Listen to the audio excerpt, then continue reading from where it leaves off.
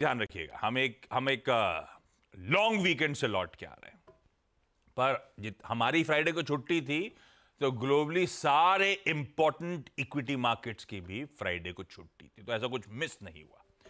US, पूरा Europe, ज्यादातर सब मार्केट्स बंद थे क्योंकि वो सब भी गुड फ्राइडे के चलते हॉलिडे थी उन मार्केट्स की।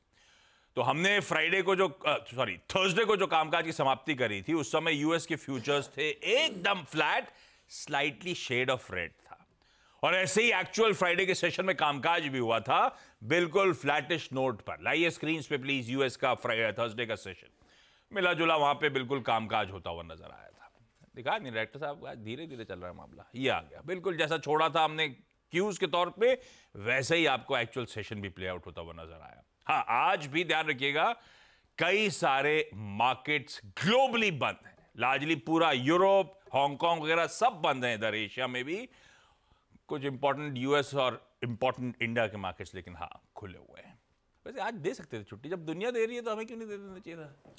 मैं तो फेवर में होता है, सुख भरे दिन बीते रहे भैया, अब दुख आए हो रहे। पिछले 2 बार लॉन्ग वीकेंड लिया, पूरा हफ्ता काम करना पड़ा पूरा। अच्छा, इसी से अपफ्रंट पहले ही बता देता हूँ, मार्च का महीना छुट्टियों के लिहाज से अच्छा था, तो अप्रैल भी वैसे बुरा नहीं है।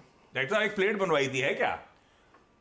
नेक्स्ट हॉलिडे स्केड्यूल अप्रैल महीने का दे देता हूं आप लोगों को। 11 अप्रैल थर्सडे को ईद उल फित्र की छुट्टी और 17 अप्रैल वेडनेसडे को रामनवमी की छुट्टी।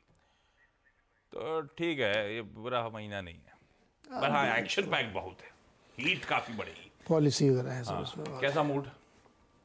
फ्राइडे जैसे आपने दिखाया, कुछ थर्सडे को कोई बहुत उतार चढ़ाव नहीं था, क्योंकि सब वहाँ भी छुट्टी के माहौल में जाने वाले थे, तो थोड़ा बहुत इंडेक्स में ऊपर हुआ। लेकिन हम लोगों के साथ फाइनेंशियल है, उनके हिसाब से क्वार्टर एंडिंग बहुत शानदार उन्होंने की है। 10% की रैली बड़े इंडेक्स में बनी।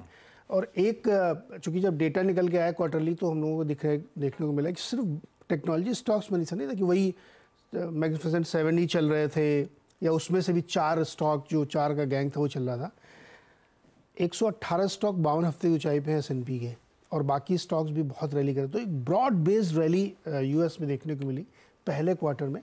तो इससे ये सपोर्ट मिलता है कि आगे भी और चलने की संभावना है, क्योंकि केवल टेक्नोलॉजी की दम पे ये रैली नहीं हो रही थी। तो एक बड़ा इंटरेस्टिंग फैक्ट ये था। अब सबकी नज़रें लगी हुई है जून में क्या करेंगे। तो फेड चेयरमैन की एक स्पीच भी थी, तो उन्होंने उसने वही पुरानी बात कह दी कि मैं बहुत जल्दी में नहीं हूँ, मैं डेटा देखूँगा।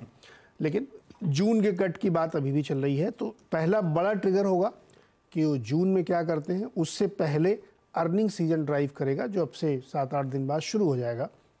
बीच बीच में मंथली इन्फ्लेशन नंबर आएंगे, तो उन सब को मिला के अगर आप देखेंगे, तो अगर अर्निंग सीजन बहुत अच्छा गया, मार्केट में बहुत बड़ी रैली बन गई, तो फिर फेड ने अगर कुछ हल्का सा भी नहीं किया, टिंकरिंग या ऐसे ही छोड़ दिया, तो मार्केट निराश होगा। लेकिन अगर फेड की तरफ से ये सपोर्ट मिल जाता तो ये रैली पूरे साल कंटिन्यू होगी। लेकिन जिस तरह की बाइंग देखने को मिल रही है, उससे ऐसा लगता नहीं कि कहीं भी कोई रैली रुकने की या फिजल आउट होने की संभावना है।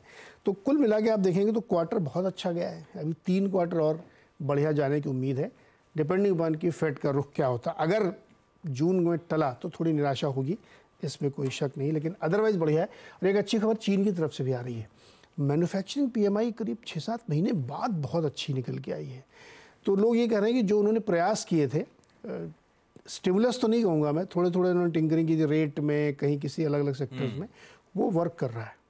तो शायद अगर चीन की तरफ से भी ऐसी निकल के आती तो फिर एक ग्लोबल रैली बनेगी और उससे इन्फ्लेशन भी बढ़ेगा, फिर और मज़ा आएगा सेकंड हाफ में 2024 के।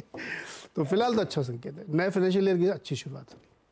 ये अच्छा नहीं है, अब हमारे मिडिल के लिए अच्छा होगा, बाकी चाइना ज़्यादा अच्छा नहीं लगता करता, वो अच्छी फीलिंग नहीं आती। चाइना +1 चाहते हैं हम, 1 रहना चाहिए, का है चाइना रहना। खैर, ग्लोब के संकेत न्यूट्रल से है।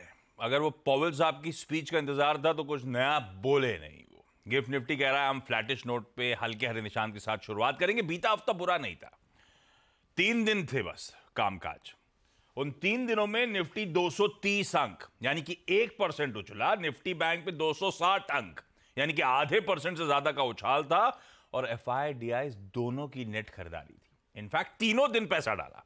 FIs ने करीब 2300-2400 करोड़ रुपए पिछले हफ्ते, और DIs की तरफ से 8000 900 करोड़ रुपए की बाइंग, तो बढ़िया रहा। इनफैक्ट प्लीज थर्सडे का ट्रेडिंग सेशन इंट्राडे भी दिखाइएगा।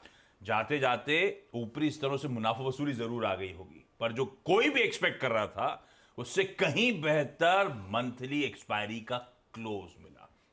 काम 22,200 को लेकर सरदर्द बनाए हुए थे, 22,300 के कंफर्टेबली ऊपर हमने इस सेशन की समाप्ति करी था। ऊपरी से ठंडे जरूर पड़े होंगे, पर कोई कंप्लेंट नहीं होनी चाहिए उस थर्सडे के सेशन से।